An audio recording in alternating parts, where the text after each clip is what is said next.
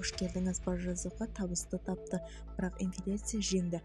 Салымшылар не жоғалтты? Неліктен бірыңғай жинақтау зейнетақы қоры инфляциялық шығындарды әзірге қағаз жүзінде талап қалап отыр және Қазақстан ұлттық банкі теңгенің әсерінен үміт атқарады.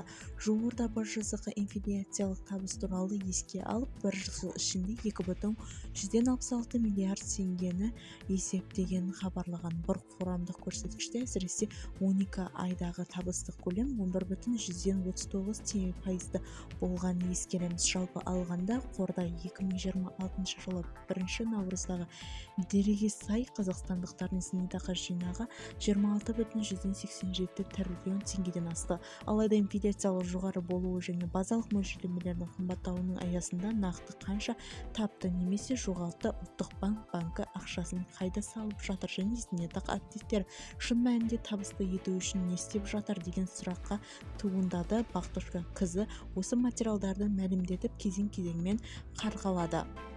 Инфляцияны қуатты жете жаздадық және 165 миллиард теңге болды. Бажазыға 2026 жылы 1 наурыздағы жағдай бойынша зейнетақы активтерін басқару есебінің байқалғандай инфляция табыстарының аздап қосылып кеткен.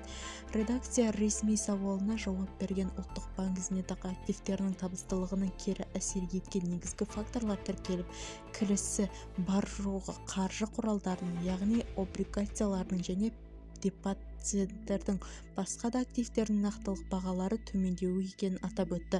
Бұл нақтыдағы пайыздық мөлшерлемелердің өсуіне немесе қаншалықты парадокс басқа да теңгелердің долларға қатысты нығаюына байланысты болған.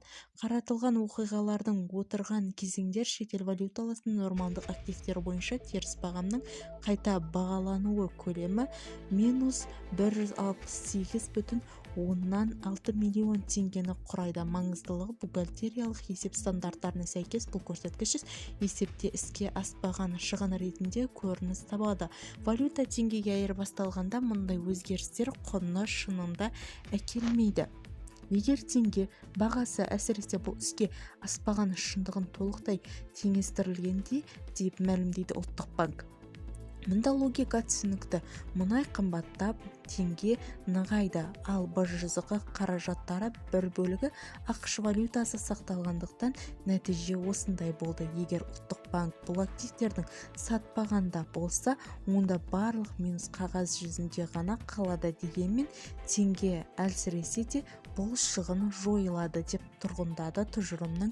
Күмән туғызған осы банк бастығының ұлттық валюта әсерлесіне сенім артырып отырма. Бұл деулі стратегия. Әсіресе қаржы реттеуде 12 айлық көрсеткіштердің қарап шығын туралы асығыс қорытынды жасау дұрыс еместігінде қоса айтты. Бізді тамашалауды жалғастырыңыз, сау саламат болыңыз.